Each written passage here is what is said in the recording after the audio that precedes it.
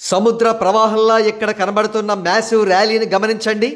ఇది టీచర్స్ 2 సంవత్సరాల క్రితం జగన్ రెడ్డి వేధింపులు తాళలేక విజయవాడలో తలపెట్టిన మహా ర్యాలీ.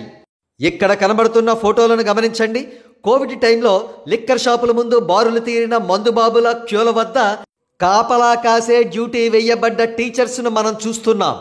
ఈ ఫొటోస్ జగన్ రెడ్డి నికృష్ట పాలనకు జస్ట్ శాంపిల్స్ మాత్రమే. టీచర్లను ఏ విధంగా ఒక సైకోలా జగన్ రెడ్డి హింసించాడో సింపుల్గా మనం తెలుసుకోవాలంటే వారికి పీఆర్సీ అనే పేరుతో జీతాలు తగ్గించడం, వారి పీఎఫ్, సరెండర్ లీవ్ వంటి అమౌంట్స్ అన్నీ కూడా సంవత్సరాల తరబడి ఇవ్వకుండా ఏడిపించడం, నాడు నేడు పేరు చెప్పి స్కూళ్లలో టాయిలెట్ల ఫోటోలు టీచర్ల చేత తీయించడం, టాయిలెట్లు శుభ్రం చేసే బాధ్యతలను కూడా వారికే అప్పగించడం, నాడు నేడు బిల్డింగ్లను వారి చేత బలవంతంగా కట్టించడం వగైరా వగైరా ఇంకా చాలా చేశాడు. సింపుల్గా చెప్పాలంటే చదువు తప్ప మిగతా అడ్డమైన చెత్తా చెదారం పనులన్నీ కూడా టీచర్స్ చేత చేయించాడన్నమాట ఈ జగన్ రెడ్డి. చిత్రం ఏమిటంటే బుద్ధున్నవాడు ఎవడన్నా కూడా ముందు టీచర్ల వెల్ఫేర్ చూసి ఆ తర్వాతే నాడు నేడు ఇంకా ఎక్స్ట్రాలు ఏమన్నా చేయాల్సి ఉంటే చేస్తాడు. ఎందుకంటే ఒక గుడికి దేవుడు ఎంత ప్రధానమో ఒక బడికి గురువు కూడా అంతే ప్రధానం. ఈ ఇంకిత జ్ఞానం మరిచిపోయినవాడు జగన్ రెడ్డి.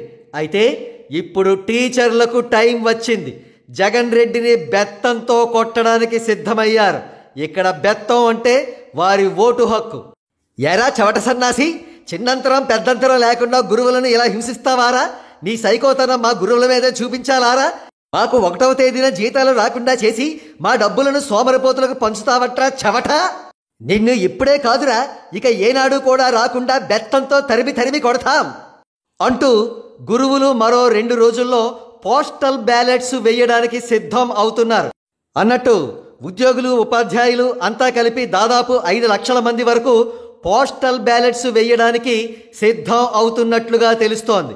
వీరిలో 90% మంది వరకు కూడా జగన్ రెడ్డికి వ్యతిరేకంగా ఓట్లు వేసే అవకాశాలు ఉన్నాయంటున్నారు సెఫాలజిస్టులు.